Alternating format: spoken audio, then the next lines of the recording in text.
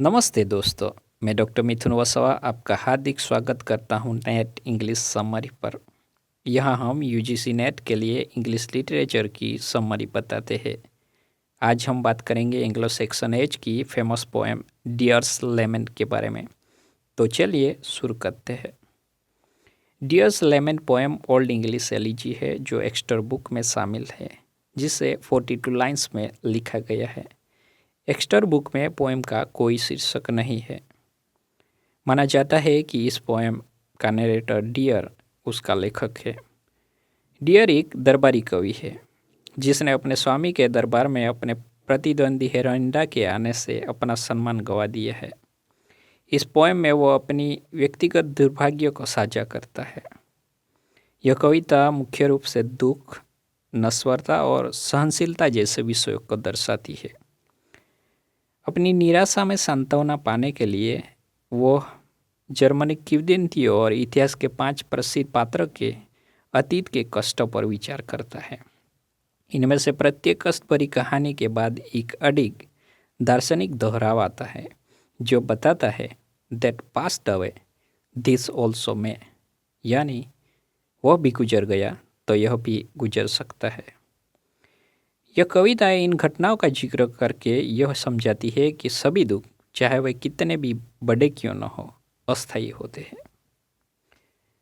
Poem की शुरुआत में सबसे पहले नरेटर महान कारीगर वेलेंट के गहरे शारीरिक और भावनात्मक कष्ट को याद करता है, जिसे तानाशाह राजा निथाद ने एक बर्फीले द्वीप की कालकोठरी में बंदी बना लिया था। उसका दर्द असहनीय था, फिर भी वह अंततः गुजर गया। वेलेन ने वहां से भागने से पहले निथाद राजा के दोनों बेटों को मारकर उनकी बहन बिडोहिल्ड पर रेप किया था। दूसरी बात में नरेटर बिडोहिल्ड का दुख बताता है। बिडोहिल्ड ने अपने मारे गए भाइयों का शोक मनाने का दोहरा बोझ सहना पड़ा और साथ ही अनचाहे गर्भ की व्यक्तिगत शर्मिंदगी भी झेलनी पड़ी। एक ऐसी स्थिति जिसमें उसे कोई अच्छा परिणाम नहीं दिखता था, लेकिन वो गहरा दुख भी आखिरकार समाप्त हो गया। तीसरी घटना गीट का जिक्र करती है।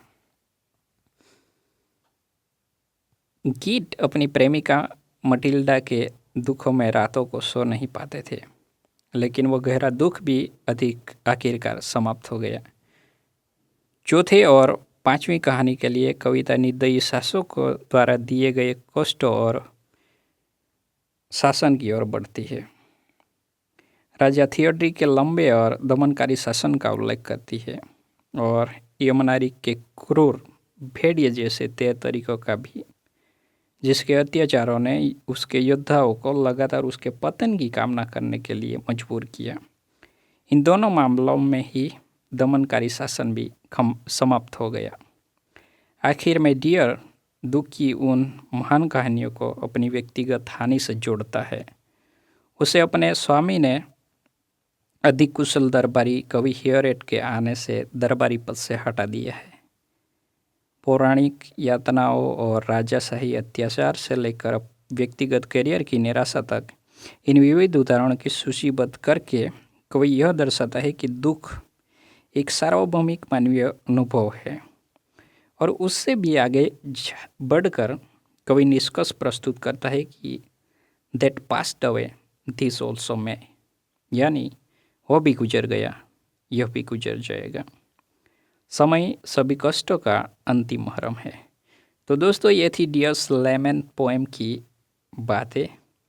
अगर आपको यह वीडियो पसंद आए तो लाइक करें, चैनल को सब्सक्राइब करें और कमेंट में अपनी राय बताइए। अगली वीडियो में मिलते हैं किसी और साहित्य की दुनिया में। धन्यवाद। जय हिंद।